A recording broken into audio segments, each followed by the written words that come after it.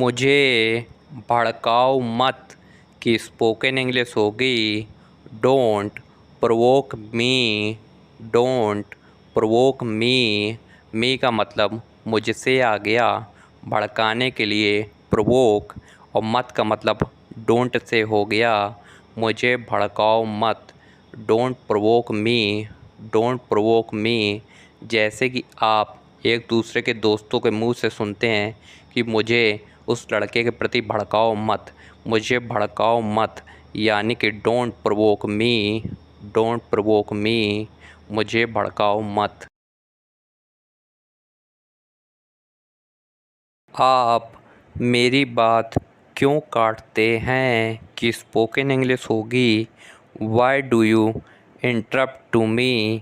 Y do you interrupt to me.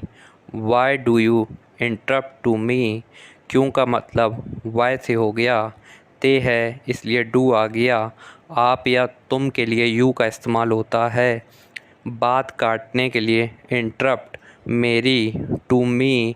आप मेरी बात क्यों काटते हैं, why do you interrupt to me. Why do you interrupt to me. आप मेरी बात क्यों काटते हैं। क्या मैं यहाँ सिगरेट पी सकता हूँ कि स्पोकन इंग्लिश होगी can I smoke here. Can I smoke here. Can I smoke here. क्या लगा है और सकता है तो कैन आ गया, मैं के लिए आई, सिगरेट के लिए स्मोक, और यहाँ के लिए हेयर। क्या मैं यहाँ सिगरेट पी सकता हूँ, can I smoke here. Can I smoke hair.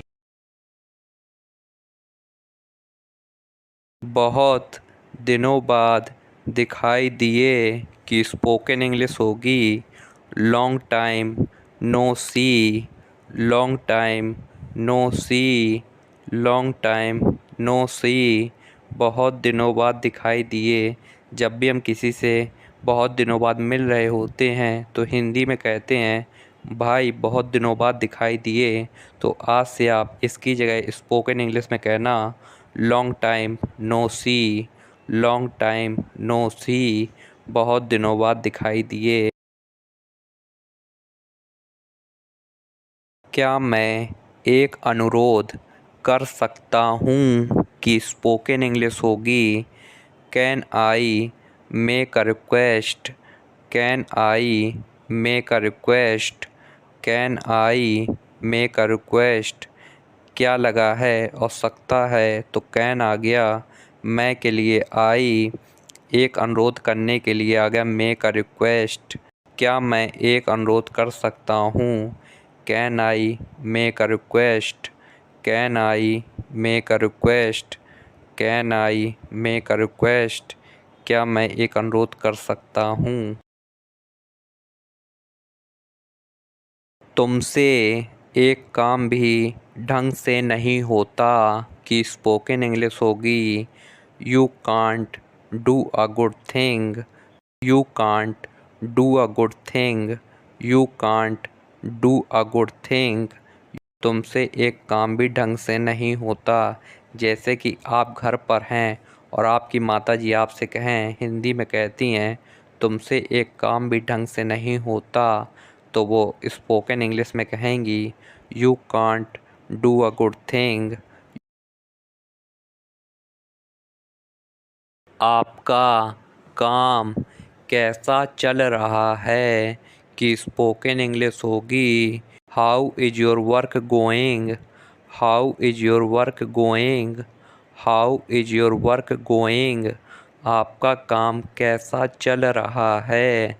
जैसे कि हम हिंदी में पूछते हैं कि आपका काम कैसा चल रहा है, तो आज से आप स्पोकन इंग्लिश में पूछना how is your work going.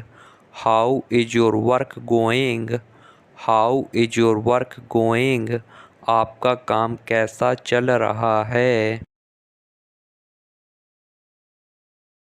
मैं कैसा लग रहा हूँ कि स्पोकन इंग्लिश होगी how do I look, how do I look, how do I look.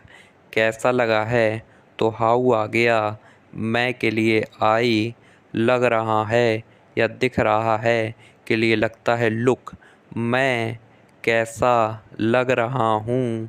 How do I look, how do I look. जैसे कि आप किसी से पूछें मैं कैसा लग रहा हूँ ऐसे कपड़े पहनकर, तो आज से आप स्पोकन इंग्लिश में पूछना how do I look, how do I look. मैं कैसा लग रहा हूँ, हाउ डू आई लुक। तुम बहुत बोलते हो कि स्पोकन इंग्लिश होगी you speak a lot, you speak a lot, you speak a lot. You का मतलब तुमसे हो गया, बोलने के लिए स्पीक आ गया और बहुत के लिए अलॉट। तुम बहुत बोलते हो, you speak a lot, you speak a lot. जब भी हम किसी से हिंदी में कहते हैं तुम बहुत बोलते हो, तो उसकी जगह आज से आप स्पोकन इंग्लिश में कहना you speak a lot, you speak a lot, you speak a lot. तुम बहुत बोलते हो।